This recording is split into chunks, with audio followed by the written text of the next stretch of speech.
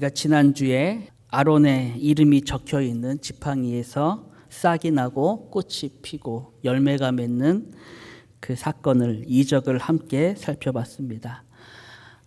혹시 제가 지난주에 아몬드 얘기만 너무 많이 해가지고 아몬드만 기억하실지 모르겠는데, 지금 이 사건을 기억해야 되죠. 이 사건은 앞서 고라의 반역으로 일어난 사건에 대해서 하나님께서 최종적으로 확증하시고 마무리하시는 그런 사건이라 그렇게 말씀드렸습니다.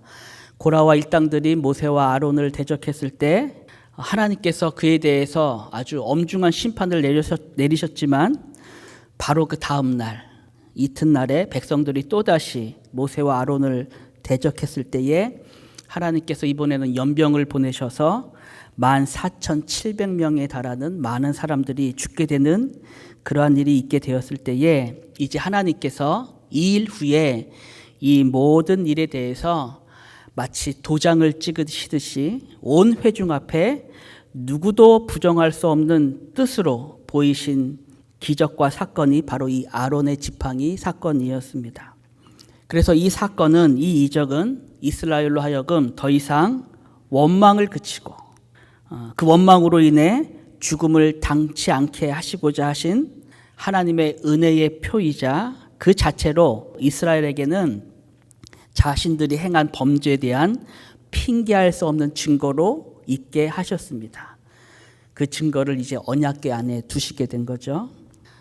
그래서 이러한 증거, 이렇게 핑계할 수 없는 이스라엘의 죄악의 증거가 온 회중 앞에 나타났을 때 그 앞에서 백성들이 어떤 반응을 일으켰는가, 그것이 17장 맨 마지막의 내용인데요. 17장 12절 13절 보시면 이스라엘 자손이 모세에게 말하여 이르되 보소서 우리는 죽게 되었나이다.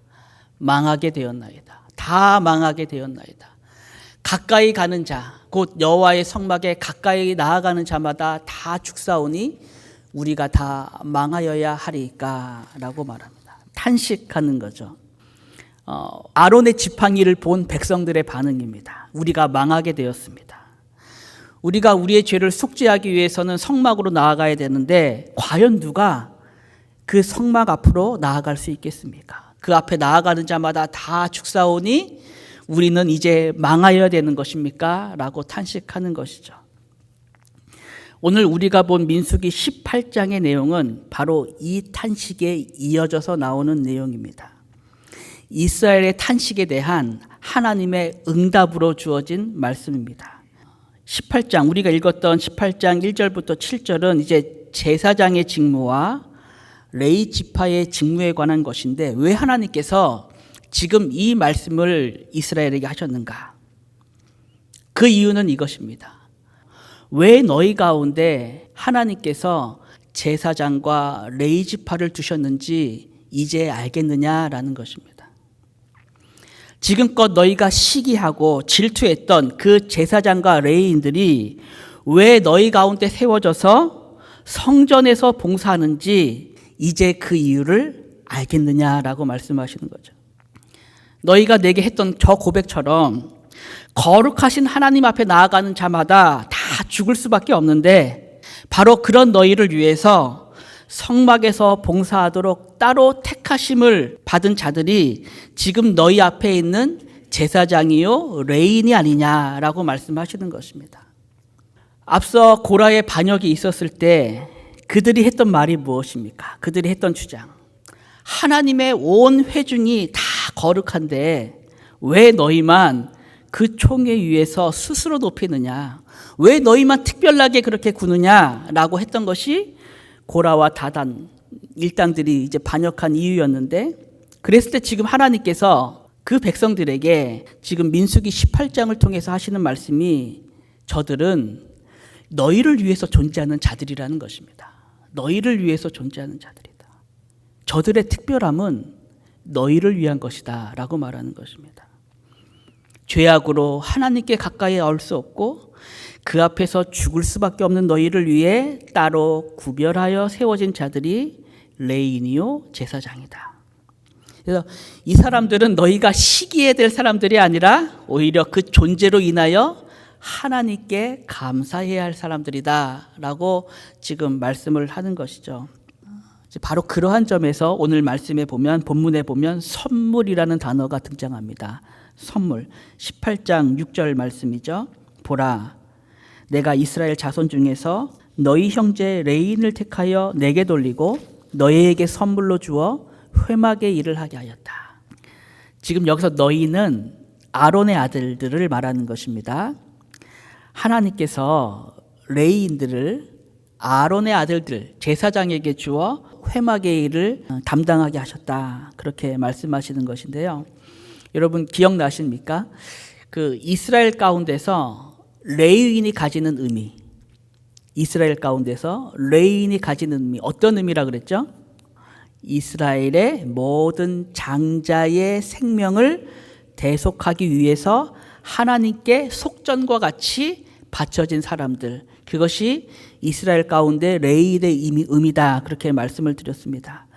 바로 지금 그러한 점에서 6절에서 하셨던 말씀이, 보라, 내가 이스라엘 자손 중에서 너희 형제 레인을 택하여 나에게, 여호와 하나님 나에게 돌리고, 그렇게 돌린 그 사람들을 다시 제사장에게 선물로 주어 회막의 일을 하게 했다. 그렇게 말씀을 하시는 것이죠. 그래서 결국 이 일들은 또한 그 백성들을 위한 일이 되죠. 백성들을 위한 선물이 되게 됩니다. 지금 이 선물에 있어서 한 가지 더 주목해야 될 것이, 하나님께서 선물을 말씀하시면서 레위인들이 제사장에게 선물이 되는 것처럼 제사장에게 있어서는 그들이 받은 직분이 그들에게 선물이 된다. 그렇게 말씀하신 내용입니다. 18장 7절이죠. 너와 내 아들들은 제단과 휘장 안의 모든 일에 대하여 제사장의 직분을 지켜 섬기라. 내가 제사장의 직분을 너에게 선물로 주었은즉 거기 가까이 하는 외에는 죽임을 당할지니라. 자, 왜 하나님께서 제사장의 직분을 그들에게 선물로 표현하셨을까요? 저들이 제사장이 된 것은 그들이 레인 가운데서도 특별히 뛰어나거나 더 거룩해서가 아니라 하나님의 은혜로 말미암아 되었다는 것을 지금 하나님께서 말씀하시는 것이죠. 아론의 아들들이 거룩한 옷을 입고 성소에 들어가서 거룩한 일을 할 때마다 저들이 기억해야 할 것은, 지금 내가 하는 일은 나 스스로의 자격으로 얻은 것이 아니라 선물로 받은 것이다. 하나님으로부터 은혜로 받아 행하는 것이다 라는 것을 기억해야 하는 것입니다. 왜냐하면 사실 우리가 생각할 때 아론의 아들들이 제사장의 일을 하면서 특권의식을 안 가는 것이 오히려 이상할 수가 있습니다. 여러분 그렇지 않나요? 제사장은 레위 지파 중에서도 아무나 될 수 있는 것이 아니었잖아요. 아론의 아들들만 할 수 있는 것이고, 정말 이스라엘 전체로 봤을 때는 극소수만이 할 수 있는 바로 그러한 일이었기 때문에, 그런 자로서는 성막에서 나가 일할 때마다 특권의식을 안 가질 수가 없는 것이죠. 그래서 더 기억해야 하는 것입니다. 네가 제사장의 직분을 받은 것은 선물로 받은 것이다. 자격으로 받은 것이 아니라 은혜로 받은 것이다. 하나님의 긍휼하신 가운데 주어진 것이다 라는 것을 더욱 기억해야 하는 것이죠. 같은 원리에서 오늘날 교회 안에서 직분을 받은 모든 사람들도 동일하게 이 원리를 생각해야 합니다. 모든 직분은 하나님께서 주시는 은사를 따라서 은혜로 받은 선물입니다. 은혜로 받은 선물. 고린도 후서 3장에 보면 이런 말씀이 있습니다. 우리가 무슨 일이든지 우리에게서 난 것 같이 스스로 만족할 것이 아니니 우리의 만족은 오직 하나님으로부터 나느니라. 그가 또한 우리를 새 언약의 일꾼 되기에 만족하게 하셨다. 지금 이 말씀에서 이 만족이라는 말은 특별히 자격이라는 의미를 가지고 있습니다. 자격. 그래서 공동번역 성경이나 새번역 성경에서는 이 만족이라는 단어를 자격으로 번역을 했습니다.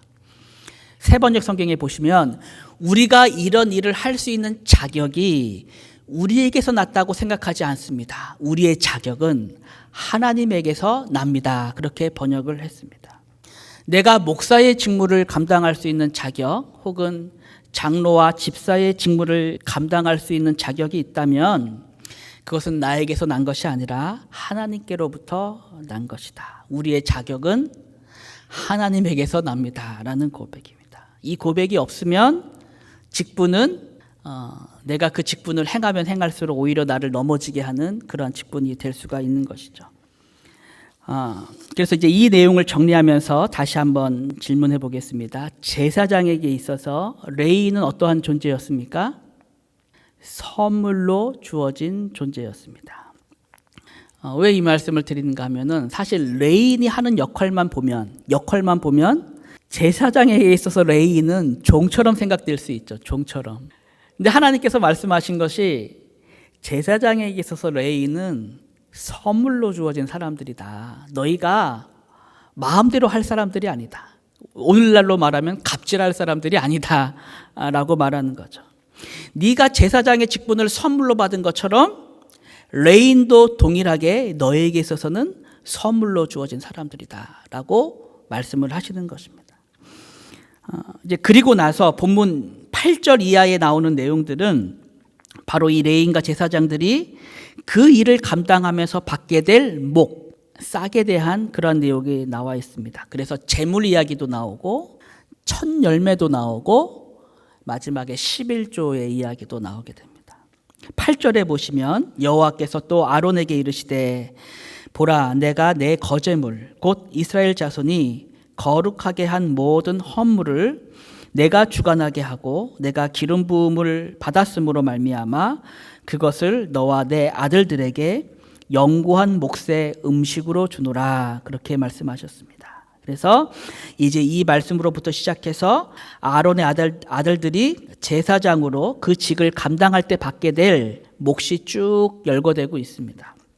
백성들이 이제 소제물과 속죄 제물과 속건 제물 이런 제물들을 드릴 때에 이 중에서 불에 태워서 드리는 부분 하나님께 번제로서 불에 태워서 드리는 부분을 제외하고는 그 나머지를 제사장의 몫으로 허락하셨습니다. 이 부분에 있어서는 제사장의 가족은 함께 나눌 수가 없었습니다. 제사장만 먹을 수 있게 하셨습니다. 제사장의 가족이 함께 먹을 수 있는 것도 있었죠. 제사장의 가족이 함께 먹을 수 있었던 부분은 화목제로 드렸던 제물에 대해서는 제사장뿐만 아니라 그 가족도 함께 나눌 수가 있었고요. 그리고 또 한 가지 첫 열매로 드린 부분, 첫 열매로 백성이 드린 것에 있어서는 제사장도 먹고 그의 가족들도 함께 먹을 수가 있었습니다. 그래서 이렇게 제사장에게 주어진 내용이 나온 이후에 그 다음에는 이제 레위인에게 주어지는 몫이 나오는데요. 레위인에게 주어지는 것은 앞의 내용에 비해서는 아주 심플합니다. 어떤 게 주어집니까? 레위인들에게는 11조가 주어지게 됩니다. 11조. 이 11조는 경작할 땅을 갖지 못했던 레위인들에게 하나님께서 허락하신 몫이었습니다. 그래서 31절 하반절에 보시면 이렇게 나와 있죠. 이는 회막에서 일한 너희의 보수라 그렇게 말해요. 싹이다 그렇게 말씀하시고 이것만 말씀하신 것이 아니라 궁극적으로 성경은 레위인들이 받는 이러한 싹 보수를 넘어서 그들에게 허락된 참된 보상, 더 궁극적인 보상을 말씀하고 있습니다. 그것이 나는 너의 기업이다 라는 것이죠. 너는 이스라엘 자손의 땅에 기업도 없겠고 그들 중에 아무 분깃도 없을 것이나 내가 이스라엘 자손 중에 너의 분깃이요 너의 기업이다 라는 말씀을 하셨습니다. 이 말씀은 사실 레위인과 제사장에게만 주어지는 말씀이 아니라 궁극적으로 하나님의 모든 백성들에게 동일하게 허락되는 말씀입니다. 내가 너의 기업이다. 네가 이 땅에서 무엇을 가지고 소유할지라도 너의 참된 소유는 기업은 나 여호와 하나님이다 라는 말씀을 우리에게 주시는 것이죠. 사실 저와 여러분들이 지금 이 말씀만 항상 기억하며 산다고 하면 우리의 삶은 지금과는 굉장히 다른 삶의 모양이 되었을 것입니다. 하나님이 내 삶의 기업이다. 나는 나그네로 이 땅을 살면서 하나님을 기업으로 받아 살고 있다. 나는 이 믿음만 제대로 가지고 있었어도 사실 우리의 모습이 참 많이 달라졌겠죠. 그래서 여기까지가 18장의 대략적인 내용인데요. 여기서 한 가지 더 주목해야 할 것이 지금 그렇게 제사장에게 주어질 몫과 레인에게 주어질 몫에 대한 그 내용을 말씀하셨는데 지금 이 내용이 무엇 이후에 지금 이 내용이 나오게 되었는가가 중요합니다. 앞서 18장 1절부터 7절에 있는 내용이 무엇이었습니까? 레인과 제사장들이 왜 이스라엘 백성 가운데 있어야 하는지, 왜 하나님께서 이들을 그들 가운데 따로 구별해서 성막에서 섬기게 하셨는지 그 이유를 먼저 알게 하신 후에 이제 하나님께서는 이스라엘 가운데 그들이 받게 될 몫에 대해서 말씀을 하고 계시는 것입니다. 생각할 때 만약에 이스라엘 백성들이 지금 이 계명을, 이 싹과 몫에 대한 이 말씀을 앞의 말씀, 왜 레인과 제사장들이 우리 가운데 있어야 하는지를 알지 못한 채 이 말씀을 받았다고 한다면 이 말씀이 그들에게 어떻게 다가갔을까요? 불평과 불망의 내용이 됐겠죠. 왜 우리가 저 사람들의 생계를 책임져야 하는가? 안 그래도 뭔가 항상 특별하게 행동해서 마음에 안 드는데 왜 우리가 저런 사람들의 생계까지도 챙겨야 하는가라는 불만을 가질 수가 있었을 것입니다. 그런 점에서 하나님께서는 먼저 이스라엘에게 왜 너희 가운데 레인과 제사장이 있어야 하는지를 먼저 말씀하시고 그 이후에 저들에게 주어질 몫에 대한 말씀을 하는 것입니다. 이것은 앞으로 이스라엘 백성들이 드릴 모든 제사와 헌물들이 하나님의 은혜에 대한 감사의 제물로 또 그들의 마음에서 드리는 자원하는 예물이 되게 하시는 것이죠. 마음 없이 드리는 것이 아니라 하나님을 향한 참된 감사로서 드릴 수 있는 예물이 되게 하시기 위해서 지금 이러한 말씀을 주셨다라고 우리가 생각을 할 수가 있습니다. 그래서 여기까지 18장의 대략적인 내용을 살펴봤는데요. 우리가 오늘 민수기 말씀을 살펴봤지만 우리는 이 민수기의 말씀과 함께 이후에 있는 이스라엘 역사를 우리가 다 알고 있습니다. 이스라엘의 역사를 보면 오늘 민수기에서 교훈한 이러한 내용들이 실제 그들의 역사 가운데서는 제대로 지켜지지 않았다라는 것을 우리가 또한 알게 됩니다. 이스라엘이 이 말씀을 받아 광야 38년을 지나고 가나안 정복을 마친 후에 이제 사사 시대로 들어가게 되었을 때 성경에 보면 이스라엘 가운데는 항상 유리하는 레인들이 있었다. 그렇게 말씀하고 있습니다. 생계를 얻지 못해 유리하는 레인들이 있었다. 그렇게 말하는 것이죠. 학자들의 계산에 따르면 민수기에 나와 있는 그 백성들의 인구 조사를 바탕으로 계산했을 때 이스라엘에서 레위 지파를 제외한 나머지 지파의 장정의 수, 이 장정의 수가 레위 지파의 장정의 수와에 비교했을 때 약 50배 정도 많았다고 합니다. 수치상으로 보면 우리가 오늘 봤던 이 민수기의 규례대로 만약에 지켜졌다고 한다면 성막에서 섬기는 레인들은 적어도 생계의 걱정에서는 벗어나 그들의 일을 할 수 있었을 것입니다. 근데 실제 이스라엘 역사 속에서는 그러지 못했고 항상 가난한 자들을 위한 구제의 대상 가운데 레인들이 있었다라는 것을 우리가 보게 되는 것이죠. 이뿐만이 아니라 실제 이스라엘의 역사를 보면 가나안 정복 이후에 이스라엘 역사를 보면 레위인들 역시도 오늘 민수기에서 말씀하신 자신들을 향한 이 하나님의 사명 그리고 그 의미, 자신들이 해야 할 일들을 떠나서 자신의 마음대로 또 정말 타락한 모습으로 그렇게 행했다라는 것을 우리가 이스라엘의 역사를 통해서 보게 됩니다. 이제 이 내용을 우리가 마지막으로 같이 살펴보려고 하는데요. 역사적으로 보면 민수기, 신명기를 지나서 가나안 땅에 들어가는 여호수아가 있죠. 가나안 정복을 마치고 이제 본격적으로 가나안 땅에 사는 내용이 사사기의 내용인데 그 사사기에 보면 맨 마지막 부분에 두 개의 사건이 소개되고 있습니다. 어떤 사건이 있죠? 맨 마지막 부분에 보면은 마가 신상 사건이 있고요. 레위 첩 사건이 있습니다. 사실 이 두 사건은 우리가 사사기를 읽을 때도 그냥 지나치기 쉬운 그러한 내용입니다. 왜냐하면 사사기를 보는데 사사가 안 나와요. 이 두 사건에는.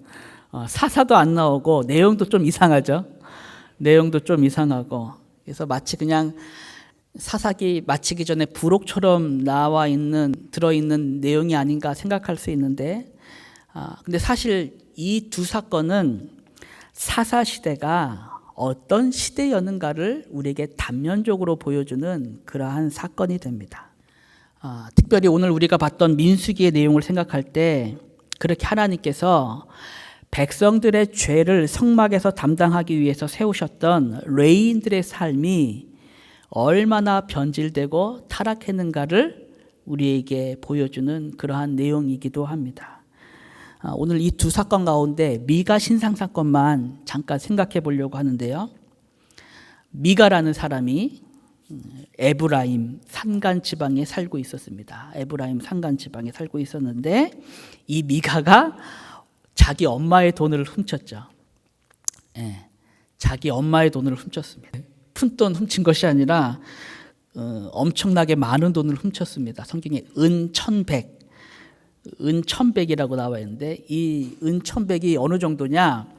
그 같은 사사기에 보면은 드릴라가 그 같은 자신의 종족 블레셋 방백으로부터 삼손을 꼬셔달라는 그런 부탁을 받고 그들로부터 받은 돈이 은 1,100이었습니다. 동일한 금액이었습니다. 그러니까 대단히 큰 금액이죠.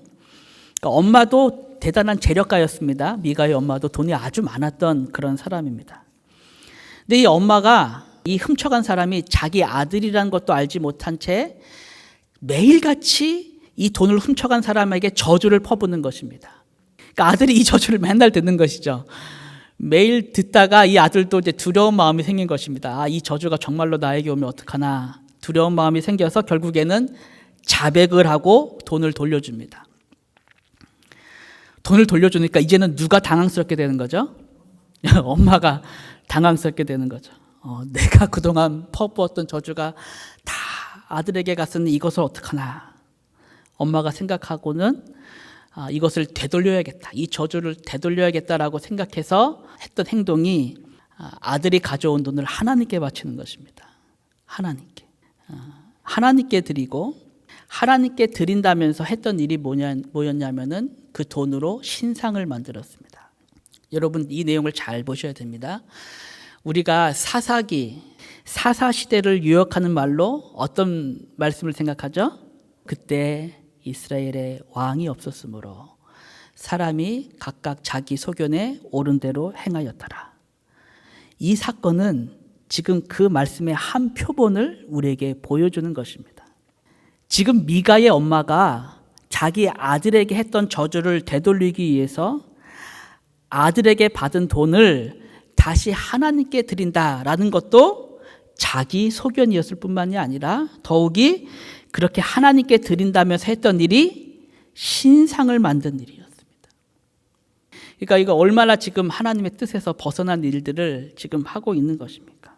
뭔가 열심히 하는데 실상은 말씀과 관계가 없이 다 자기 생각을 따라서 행하고 있는 것입니다.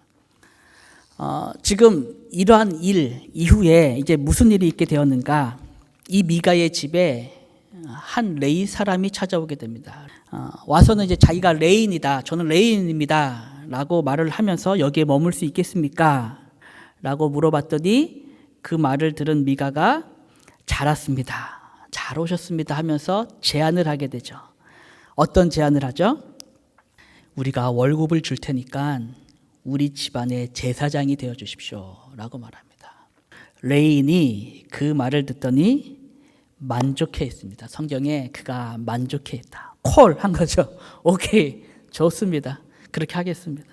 그리고 나서는 대제사장만 입을 수 있는 에봇을 입고 제사를 하는 일을 하게 되는 것이죠. 그러니까 지금 오늘 우리가 봤던 민수기의 말씀만 생각했을 때도 지금 이것이 얼마나 말도 안 되는 일로 나타나게 되었는가를 우리가 보게 되는 것입니다. 그렇게 성막에서 섬겨야 할 레인이 한 집안의 제사장이 돼서 에봇도 있고 신상과 드라빔을 만들어 섬기는 그러한 모습을 지금 보게 되는 것이죠. 이제 그리고 나서 여기까지가 17장의 내용인데요. 그리고 나서 18장에 넘어가면 무슨 일이 있게 되는가? 이 미가의 집에 단지파 사람들이 이번에는 오게 되는 것을 보게 되는 단지파 사람들. 단지파 사람들이 자신들이 정착할 땅을 찾아서 가던 노중에 이 미가의 집을 들리게 된 것입니다. 지금 이때가 사사시대잖아요. 사사시대만 해도 아직 12지파 가운데 가나안에서 완전히 정착하지 못한 그런 지파가 있었던 것이죠. 바로 단지파가 그랬던 것인데, 그래서 이 단지파에서 정탐꾼들을 파송하고 이제 그들이 가던 중에 이제 미가의 집을 들리게 된 것입니다.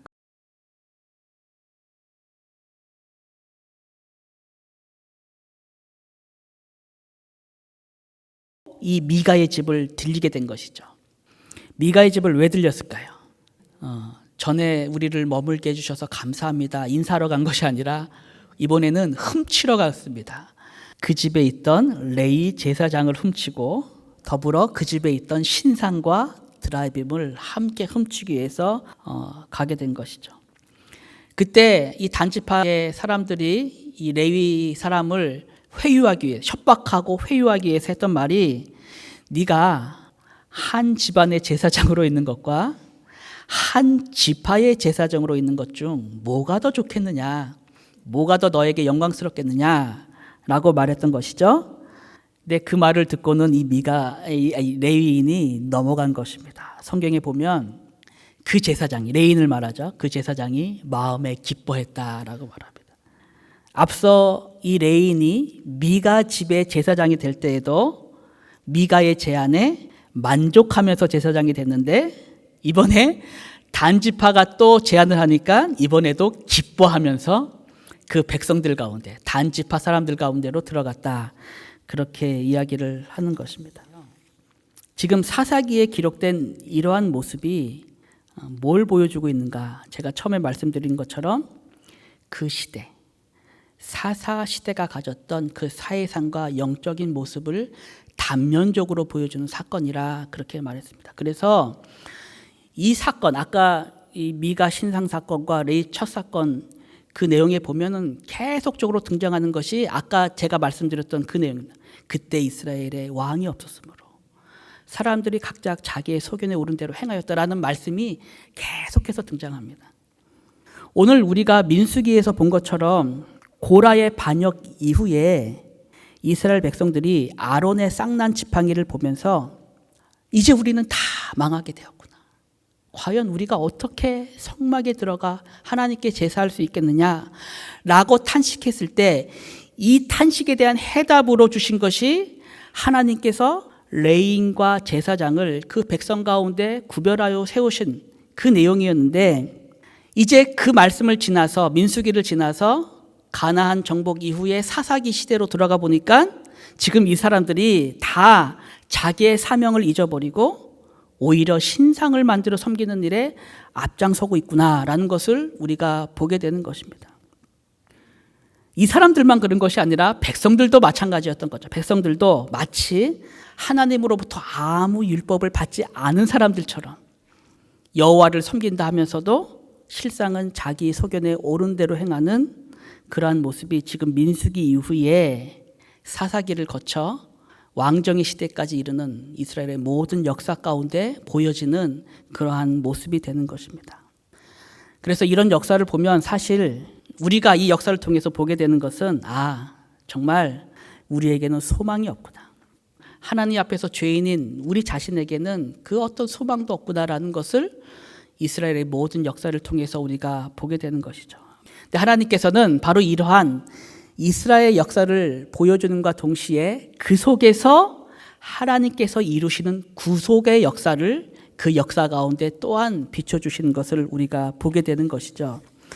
우리가 아까 사사시대를 봤는데 하나님께서 그 시대 속에서도 하나님의 구원을, 하나님께서 허락하신 언약을 신실하게 지키신다라는 것을 하나님께서 세우신 사사들을 통해서도 우리가 보게 될 뿐만이 아니라 그 사사시대에 동일한 배경, 같은 사사시대에 쓰여진 또 하나의 성경이 있죠. 그것이 뭡니까? 룻기죠.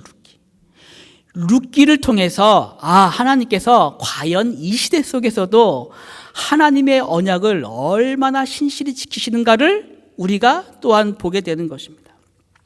그러니까 룻기는 단순히 이방 여인이 보아스를 만난 사랑 이야기로서만이 아니라 스스로 왕이 되었던 그 패역한 시대 속에 하나님께서 어떠한 구원으로 자신의 언약을 신실하게 이루시고 그리스도 안에서 그 구원을 이루어 가시는가를 우리에게 보여주는 내용이 됩니다. 그래서 잘 아시는 것처럼 이 룻기의 마지막은 족보로 마치잖아요. 족보.